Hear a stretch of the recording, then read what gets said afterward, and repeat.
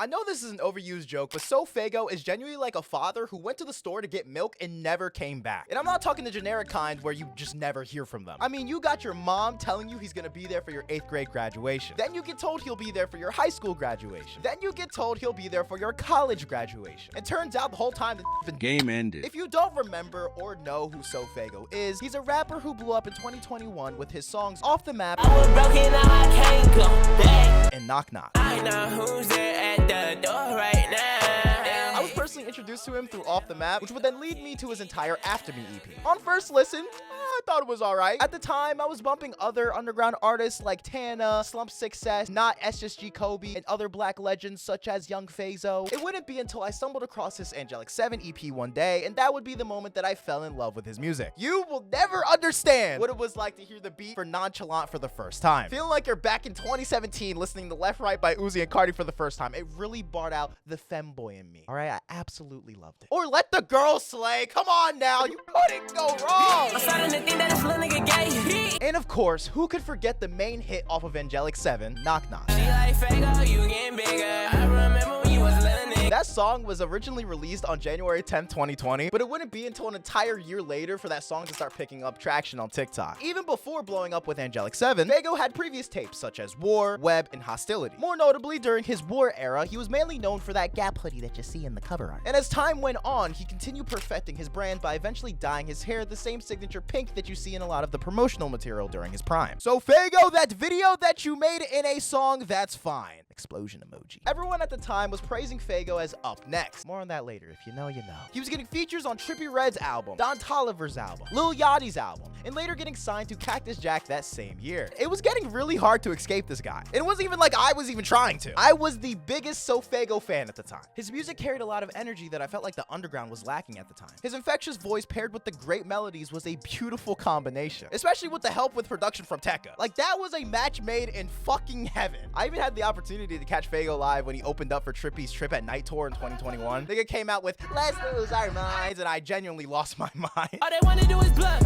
All they wanna do is talk now. Listen, okay? I'm not gay. But you can't tell me that he doesn't look sexy as fuck in these frames right here. Nigga really almost had me dye my dreads pink, man. I really thought I was him. And I should probably preference that I was 16 when Faygo was first blowing up, okay? I'm 20 years old now. I'm a grown-ass man. I would never act like I'm somebody else. You do not wanna see blood. Hey, you do not wanna see blood. Always on top of this shit. I don't feel like we talked about Angelic 7 enough yet. Have y'all heard 7? Yeah, A7. And he shoot shit like Kevin. My sound came straight from heaven.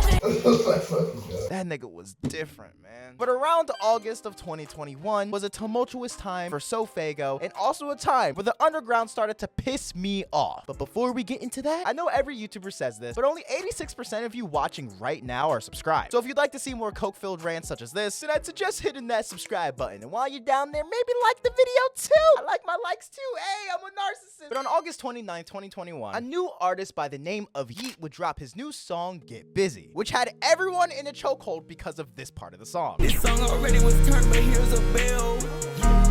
Everyone thought this was hard, except for me. I didn't understand it, okay? I thought the music sounded like shit. But you're probably wondering why I needed to mention my hatred for Yeet almost 4 years ago. Well, right after the Knock Knock music video dropped on Lyrical Lemonade and we got the Let's Lose Our Minds video in the same year, Faygo decided to take that song title literally and didn't drop for the rest of the fucking year. And when you're an underground artist, it's good to stay consistent, especially if you're on the rise. You're not really a household name. People aren't searching you up as much as you think. You need to let the audience see your face. Faygo was one of the first underground rappers to fall to the opium curse, where you just disappear and act all mysterious and shit. It made it even worse that he had already announced an album all the way back in February of 2021. Yeah, I forgot to mention that. We should have had an album by now. All right, listen, I know that probably sounds very entitled, but didn't I already tell you that this was a time where the underground just started to piss me the fuck off? Because while Faygo fans had to wait 2 fucking years until this album dropped, Yeet fans got all the music they wanted. This nigga Yeet dropped 6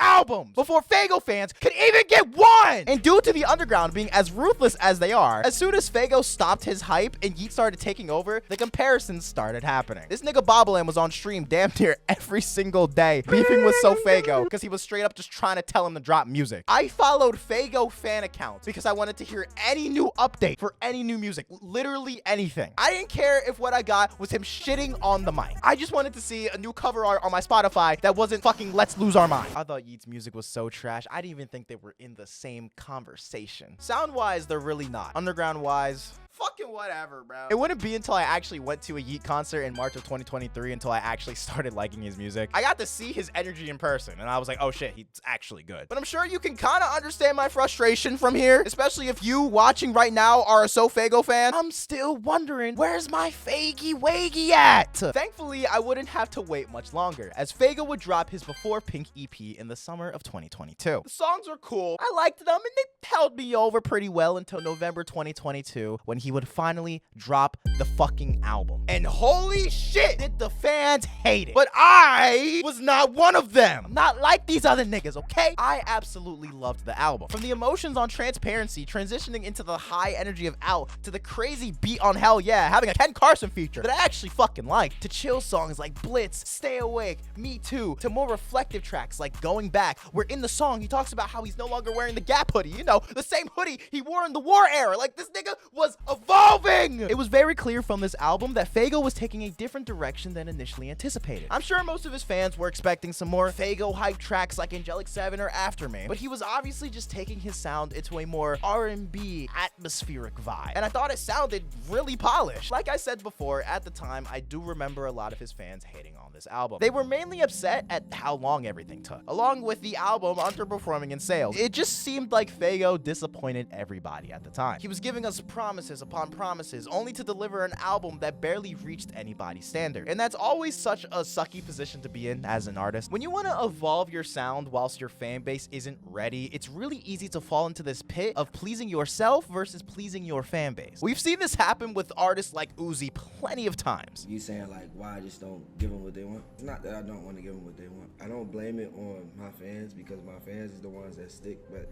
the ones that, you know, kind of lose their mind and they let the world hear these sounds before I was able to give the world these sounds. Like, that's why I always try again and try again. But sometimes people might not be too happy about the sound, but you got to remember how you got here, being innovative. It's the same thing here. Everyone was already used to hype Faygo, but Faygo clearly just wanted to polish his sound into something more refined. Also, that Up Next meme definitely did not help at all, especially after the first week sales came out and everyone said he sold triple paper plate. And if you ask me, this was the moment where Faygo lost his drive to keep going. Yes, he did release an album in 2023 called Go, which was basically the exact sound everyone wanted to see from him. But that was almost 2 years ago at this point. The hype for Go wasn't as big as it was for Pink Heartz. And to fail on such a large stage like that is gonna stain your morale. I don't even think we've seen a SoFaygo headline tour yet. It's been like 4 fucking years. Every concert I've seen him at, he's been an opener. That should tell you enough about the current progression of his career. And on top of everything I've already mentioned, there's a lot of fan theories about why everything turned out the way it did for SoFaygo. Some assumed that the album was actually slated for a late 2021 release, but due to the Astroworld incident, it didn't happen. Because remember how I told you he was signed to Travis Scott / Cactus Jack? That whole theory revolves around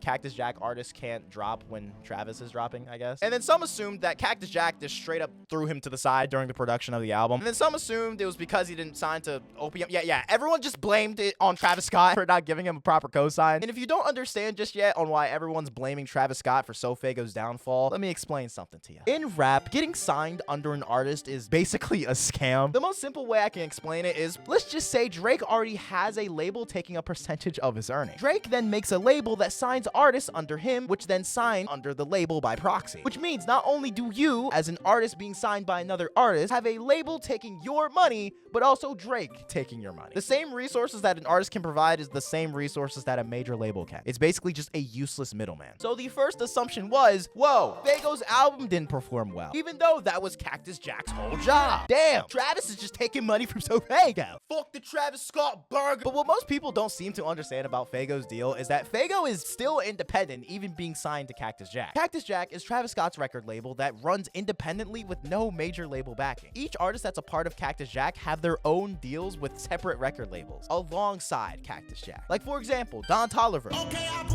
is signed to Atlantic Records, but is also a part of Cactus Jack as its own separate thing. Being signed to Cactus Jack is basically just an association, not an actual record label. Meaning that Faygo signing to Cactus Jack was mainly a networking game, more than it was a genuine record label. A lot of fans like to say that Travis ruined Faygo, but most of the platforms you saw Faygo on during this time, like Apple Music, Jimmy Kimmel, and so many other brands, was most likely because of these dealings with Cactus Jack. His song was in a fucking Beats commercial with LeBron. Like, come on now, ain't no way that wasn't because of Travis. On top of that, Faygo barely even posted the damn album himself. But I will say, from a technical standpoint, I do think that the constant delays, lack of music, and lack of promotion definitely caused the downfall of this album. We don't see every side of an artist. I completely understand the pressures that come with the job. All I can hope for is that he understands why his fans are so upset with him. People don't make videos like these because we want to shit on him. We make these videos because we want to push him to reach the full potential that we all see in him. One flop of an album shouldn't end a career. Ignore Chance the Rapper. It shouldn't be the end of a career. And Faygo nowadays just seems to be beefing with fans. I want to give y'all one more song. Beefing with Bobbleam in the big year of 2025, and talks about him not giving a fuck are floating around more than ever, and it just genuinely sucks. And nowadays, he is in a whole different sector when it comes to music, recently replacing Playboi Carti as the headliner to Rolling Loud in 2024. And I just can't help but feel like Faygo could have been in that exact spot had he just locked in. He's only human, so I get it. But when you're trying to make it in one of the most competitive music genres of all time, you gotta play harder than that. I feel like at the point that we're at, we should have had more albums than what we've had since 2022. To think it's been 5 years since Angelic 7 dropped, he hasn't budged at all in his career is disappointing. Then I was told War 2 is dropping. What the fuck happened to throwing the Gap hoodie away? I feel like the pressure definitely got to SoFaygo. To deliver on an album that so many people were waiting for is definitely a feat that only so many artists can actually reach. And then when it's not reached, the anxiety of watching a lot of what you worked for be shit on levels that I can't even properly articulate for this video is definitely gut-wrenching. And now we're here. Faygo rarely drops, and when he does, it's usually a fucking SoundCloud exclusive. All right, I was promised new music back when I was in 8th grade, and I didn't get it. I was promised new music when I graduated high school, and I didn't get it. I was promised new music when I graduated college, and we still haven't gotten it. I miss SoFaygo like I miss my father, man. Fuck! Ever since SoFaygo dropped Pink Heartz, things have never been the same. Faygo tried sending Go Plus as a parting gift to his son InvaderWist for not showing up to his 18th birthday. While the gift was still a fucking banger, it felt like something was missing. It was at that moment that InvaderWist knew what he had to do. It was his time to drop an album for SoFaygo. That way, he may return one day. Yeah, swag!